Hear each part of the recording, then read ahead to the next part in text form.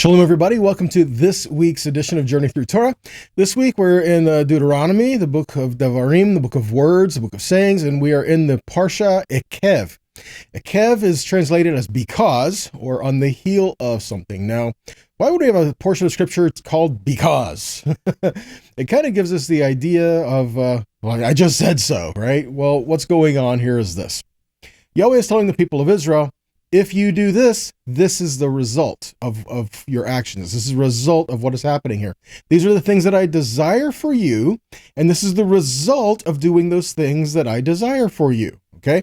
So again, what's happening here is Yahweh is showing us ways of life, ways of path, ways of good, and he's also giving us warnings to where if we walk away from him and say that, no, I don't want to listen to you, I want to do my own thing, he gives us warnings about what that produces in life as well. This is not a magic formula, guys. This is not a matter of if you do this, then poof, you get that. No, that's not it. What's happening here is these are ways of life for you. These are things that I desire for you. This is what I want you to do. And as you do so, this is what doing that produces. Okay? So if we walk in Yahweh's righteousness, just makes sense. It's going to produce righteousness. It's going to produce life. It's going to be everlasting to us. It's going to be good things around us. If we're doing what he has commanded us to do, it's going to benefit us and those around us as well. It's going to be good for us, for our families, for our communities, for our cities, ultimately, everyone, if we would all just listen to his voice, right? So what is Yahweh asking us to do? Is he really asking us to do all these different rules that you have to get perfect? And if you don't get them perfect, I'm not going to receive you. I shall smite thee if you make a mistake. I mean, is this what's going on? No, not at all. The thing is, like we've addressed before, is just Yahweh ultimately wants us to love him. And if we love him, we will listen to him. Now, praise Yah, when we do mess up, we have an advocate. Yeshua goes before the Father for us, right? We do have an advocate when we make a mistake. But if we love Yahweh, our desire and our pursuit is going to be to follow him and to walk in his ways. So where do we pick up with this parsha? Okay, where do we pick this up? Well, let's start in Deuteronomy 10. We're going to read verses 12 through 17 here. So now, Israel, all that Adonai your God asks from you is, ask what? What is it? I mean, have you ever had in some way, shape, or form, ever looked up to the heavens and said, God, what do you want from me? Be honest. In some way, shape, or form, we've looked to Yahweh and we said, I don't get it. I don't understand. I don't know what you want me to do. I don't know what I'm supposed to do. In some way, shape, or form, we've done that. Some in exasperation or some just honest inquisition. However, there's a point when we say, okay, how am I supposed to do this? And we tend to overcomplicate it. Okay? Yahweh himself did not overcomplicate it when he said, this is what I want for you. What did he say? Well, this is what he says. Fear Adonai your God, follow his ways, love him, serve Adonai your God with all your heart and all your being, to obey for your own good the mitzvot and regulations of Adonai, which I am giving you today. See that? So ultimately, it just comes down to what he wants us to do is just love him. Listen to him. He will teach us his ways. Just love him, listen to him. As we receive instruction from him, follow. Learn to make the changes that we need to make. Let's keep going. Verse 14. See the sky and the heaven beyond the sky, the earth and everything on it, all belong to Adonai your God. Only Adonai took enough pleasure in your ancestors to love them and choose their descendants after them, yourselves, above all people as he still does today. Therefore, circumcise the foreskin of your heart and don't be stiff-necked any longer. For Adonai your God is God of gods and Lord of lords, the great, mighty, and awesome God, who has no favorites and accepts no bribes. Interesting here, isn't it? Where he says to circumcise your hearts. we thought, I mean, you may have heard this today. It's kind of in modern vernacular. You may have heard this in other churches and assemblies and things like that. Who knew this was a term, an Old Testament concept of circumcision of your heart, right? Because that's the idea, to set our hearts toward covenant, to set ourselves towards Yahweh. Let him inscribe and make the marks in our hearts that need to be made to have that place of covenant that is seen and evidenced by how we live our lives. Deuteronomy 10:20 says this, you must fear Yahweh your God and worship him and cling to him. Your oaths must be made in his name. Another translation says you are to fear Adonai your God, serve him, cling to him, and swear by his name. So is it worship or is it serve? Which one is it? And the answer is yes, both. Because to worship him is to serve him, and to serve him is to worship him. Let's look at it. The word there for serve him is ta'avod, from the word avad, which means work, means service. Also worship. Eved was the word for a servant. The Yom Kippur service is called the avodah. It's the work or the service that is an act of worship Yahweh. When we serve Yahweh, it is an act of worship. It is an expression of worship to him. And in serving him, we know that it's also helps us too. Shaul puts it this way in Romans 6:16-18. Do you not know that if you present yourselves to anyone as obedient slaves, you are slaves of the one whom you obey, either of sin, which leads to death, or of obedience, which leads to righteousness? But thanks be to God that you who were once slaves of sin have become obedient from the heart to the standard of teaching to which you were committed. And having been, look at this, having been set free from sin, you have become slaves of righteousness. So what he's saying is that what you submit yourself to is that which you serve. Well, makes sense, doesn't it? That which you submit yourself to is what you serve. Do we serve ourselves, our own ways, our own things of life? Or do we serve Yahweh? See, if we're serving Yahweh, we're worshiping him. If we're serving ourselves, we're worshiping ourselves, making ourselves idols. Okay? So this is what the scripture tells us. Serve him, worship him, cling to him, right? So the word cling is davak.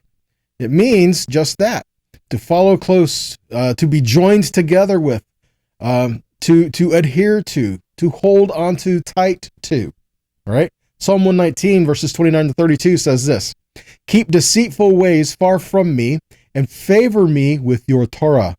I choose the way of trust. I set your rulings before me. I cling to your instruction.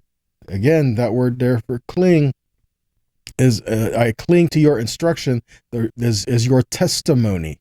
Okay, edut is the word that's used there, the word for testimony. I cling to your testimony. Adonai, don't let me be put to shame. I will run the way of your mitzvot, for you have broadened my understanding. So again, we cling to him. How do we cling to him? We cling to his word, and now have his word within us, and that produces that life within us that we can live, that shows that example to Yahweh in our midst, right? Okay. So let's keep moving on. Let's go to Deuteronomy 11, verses 10-25 is what we're looking at here. Go to verse 10. It says, for the land you are going in to possess is not like the land of Egypt from which you came. There you planted your seed and watered it by foot like a vegetable garden. But the land you are crossing over to possess is a land of hills and valleys, drinking from the rain of the heavens, it drinks in water. It is a land that Adonai your God cares for. Stop, look at that. It is the land that Adonai your God cares for. The eyes of Adonai your God are always on it from the beginning of the year up to the end of the year. Yahweh is saying when you go into the land, you're going to have some work to do to cultivate the land. You're going to have some things to make the living there, to live there. You're going to have to do this. It's going to be work. It's not just going to be easy, but remain faithful to Yahweh because Yahweh watches over the land all year. In other words, our relationship with Yahweh will also be expressed in a relationship with the land. There's going to be blessing even in the land as we listen to Yahweh and walk with him in his ways. He provides blessing. Matter of fact, he created everything, didn't he? So doesn't he have the power to bless and withhold blessing? So therefore, when we follow him, he will bless. Psalm 121 verse 4 says, "Behold, the keeper of Israel neither slumbers nor sleeps." Zechariah 2:12 says, "For thus says Adonai Tzavaot, he has sent me after glory to the nations that plundered you, because whoever touches you touches the apple of his eye." See that? He watches over his people. He watches over his land. Good news for even today, isn't it? Deuteronomy 11:13. "So now if you listen obediently to my mitzvot that I am commanding you today." So what is the mitzvot we are commanded to do? To love Adonai your God and serve him with all your heart and soul. See, we often do that. It's like, this is what God has commanded you. Oh no, commands. Oh my goodness. And there's no grace in commands, really. What is the commandment? To love God. See, where is our perspective? How are we approaching Yahweh and his word? He says, the thing that I command you is to love me. How hard is that? It's only difficult if we just want to do things our own way. You know, if we're not wanting to listen to him, we're not wanting to hear him, we just want to do things our own way, right? So we need to be careful with that. We are commanded, love him. So let's learn to love him. Let's learn to walk with him. Okay? So what we have here, this. The provisions and the covenant and mercy follow those who follow Yahweh. If we love him, we will listen to him. To hear his voice means to follow his word. Taking a look at this. So it is the first two of the 10 commandments, right? In Exodus 20, verses 1 through 6, it says, "Yahweh spoke all these words, saying, I am Yahweh your God, which have brought you out of the land of Egypt to be out of the house of bondage. You shall have no other gods before me." Verse 4, "You shall not make any graven image or any likeness of anything that is in the heaven above or in the earth beneath or that is in the water under the earth. You shall not bow down yourself to them nor serve them, for I, Yahweh, your God, am a jealous God, visiting the iniquity of the fathers upon the children to the third and fourth generation of them that hate me." Look at verse 6, "Showing mercy unto thousands of them that love me and keep my commandments." Yeshua said in John 14:15, "If you love me, keep my commandments." John 14:21, "He that has my commandments and keeps them, he it is that loves me, and he that loves me shall be loved of my Father, and I will love him and will manifest myself to him." John 15:10, "If we keep his commandments, or if you keep my commandments, you shall abide in my love, even as I have kept my Father's commandments and abide in his love." Revelation 12:17 says, "The dragon was infuriated over the woman and went off to fight the rest of her children." Who is that? Those who obey God's commands and bear witness to Yeshua. Revelation 14:12 says, "Here is the patience of the saints. Here are they that keep the commandments of Elohim and the faith of Yeshua."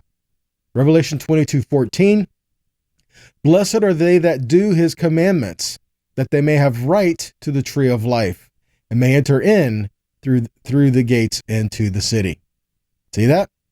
If we love him, we will hear his voice and walk with him. That means keep his commandments. Yeshua said, "My sheep hear my voice, and they follow me." That's keeping his commandments. Okay? Back to Deuteronomy 11:14.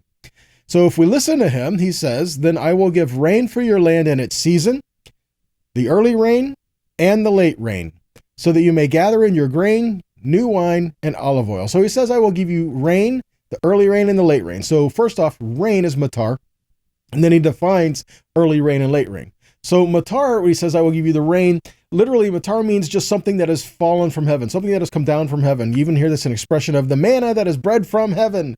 It didn't literally rain from heaven, not that we know of. It just kind of appeared there, you know, and like dew on the ground. But it's like bread from heaven. So matar is what's used there. Okay.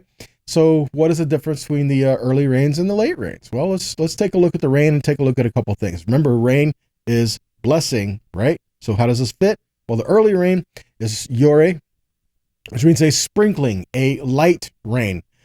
This is from the word yara, which means that something that is to flow as water or like rain, or something like an arrow is to shoot or to point at, to teach, to direct, to instruct. See, this is all the root of the word Torah. So the early rain, the light rain, the refreshing rain, these are the things that come like teaching and instruction, just like the Torah was given to us, right? These are the things that we learn. Okay? The early rain, when you first plant something, you don't want a real hard rain, do you? It'll wash away the seed. But if you get the right rain, the early rains, after you first plant something, the light rains come and it just waters the ground. That's great. That's what you need. And then as the seed bursts forth and the plant starts to grow and it starts to become strong, and then you get the wind that starts going and it strengthens the plant as it learns with a little bit of resistance to strengthen itself. Then the hard rains come, and that's what it needs. And again, it's a matter of issues of life. I'll give you what you need. When it's young and gentle, it's the light rains, it's the teaching and the instruction. And then as you grow, the later rains, the hard rains, here's all this water. We'll get that when we need it. Yahweh is good and gracious. He will give us what we need when we need it. Okay? So he says, if you listen to me, I'll give you the early rains and the late rains.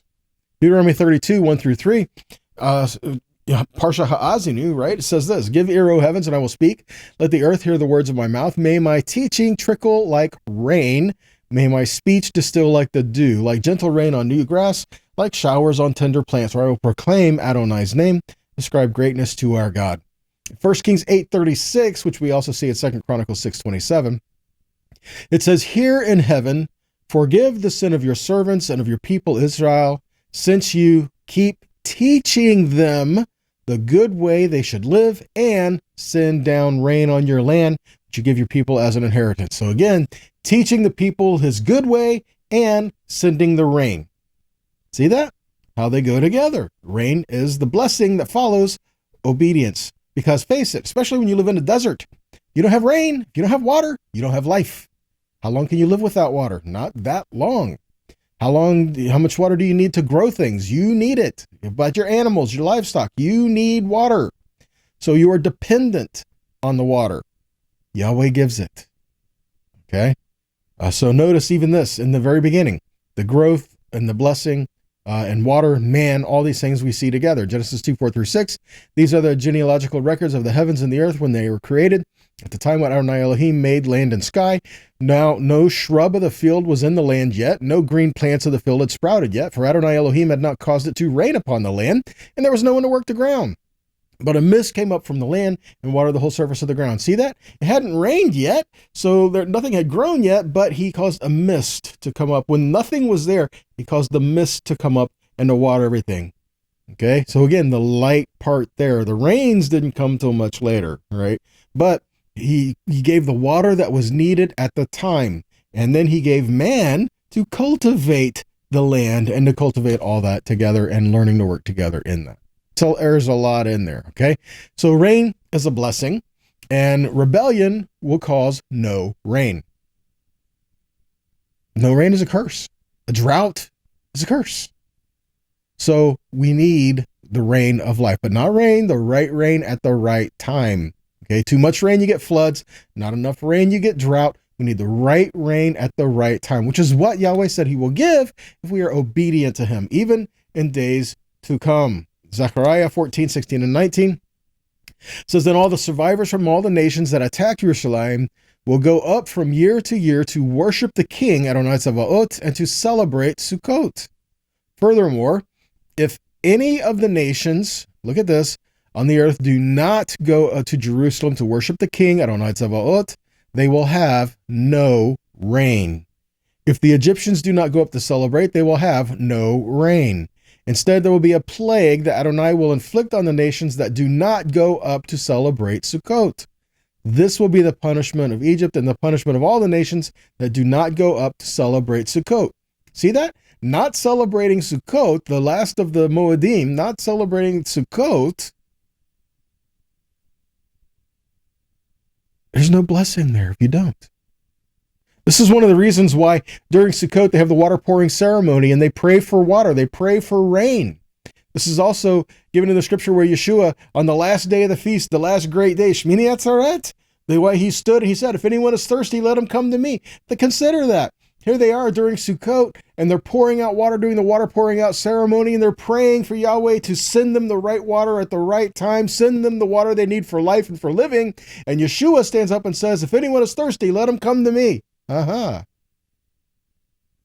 would he choose this time? Because, again, the water of life, it is the blessing that only comes from Yahweh. And so we hear him, we follow him, we are obedient. Okay, let's keep going. Deuteronomy 11:15. So I will give grass in your field for your livestock, and you will eat and be satisfied. Watch yourselves so your heart is not deceived, and you turn aside and serve other gods and worship them. Then the anger of Adonai will be kindled against you, so he will shut up the sky, so there will be no rain, and the soil will not yield its produce, and you will perish quickly from the good land Adonai is giving you. See that? Idolatry and not serving Yahweh will also cause drought. All right? He says, if you're not going to worship me, you're not going to get that water of life. If you're not going to walk with me, you're not going to get that which sustains you, because we only have life because of Yahweh. All right? Deuteronomy 11:18.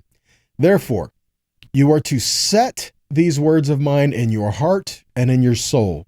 You are to bind them as a sign on your hand and as frontlets between your eyes. You're to take these words and you are to put it in your heart. Psalm 119:11 says, your word have I hid in my heart that I might not sin against you. Jeremiah 31:33. This is the covenant that I will make with the house of Israel after those days, says Yahweh. I will put my law in their inward parts, write it in their hearts, and I will be their God, and they shall be my people. See that? Yahweh is saying, this is what I want. I want you to love me. I want you to serve me. I want you to take my word and inscribe it within you. Put it on your heart. Why? So that we live it. So it's not just something that we just go learn about once a week, once a month, once a year, but it's something that we live day by day. Right? Deuteronomy 11, verse 19. And you are to teach them to your children, speaking of them, how and how often? When you sit in your house, when you walk by the way, when you lie down, when you rise up.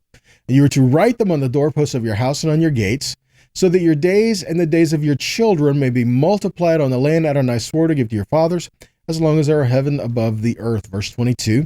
For if you will diligently keep all this mitzvah that I'm commanding you to do, what is it? What is all the mitzvah? Love Adonai your God. Walk in his ways, cling to him. And Adonai will drive out all these nations before you, and you shall dispossess the nations greater and mightier than yourselves.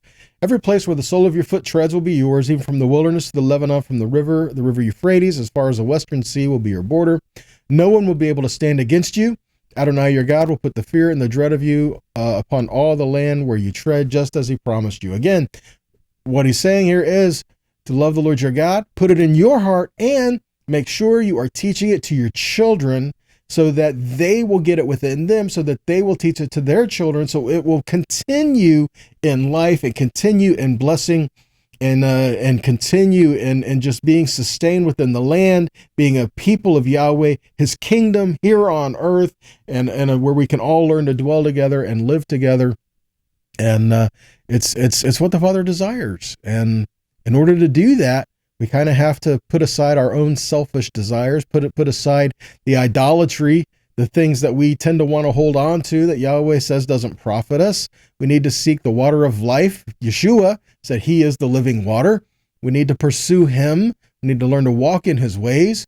But loving Yeshua and loving Yahweh and keeping his commandments, none of these things contradict the other. We need to learn to love him as he says. You love me by keeping my commandments. You love me by putting my word in your heart. That's how we love him. And we learn to walk in his ways. And as we do so, our children will be doing that as well. And we want what's best for our children, right? So it is our place to teach it to our children, to teach it to them. Because if we're not teaching our children what Yahweh says, there are plenty of other people in the world who are willing to teach them what the world says. So we need to be teaching what Yahweh says in our homes. And it says when you get up, when you lie down, and put it on your gates. In other words, it's every aspect of your life. It's not just something you do from every now and then from time to time. It's the very essence of who you are. the word living within you is Yahweh living within you, changing you more like him, more like his kingdom day by day, and living in his presence, right? Okay, that's all we got for you today, guys. And I pray this has been a blessing to you. I pray this has been challenging to you, and I pray that it encourages you as well.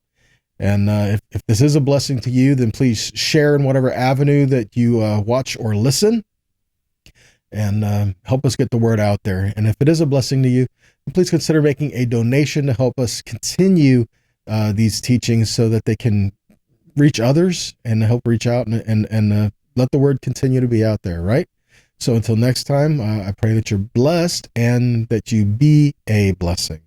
So, shalom.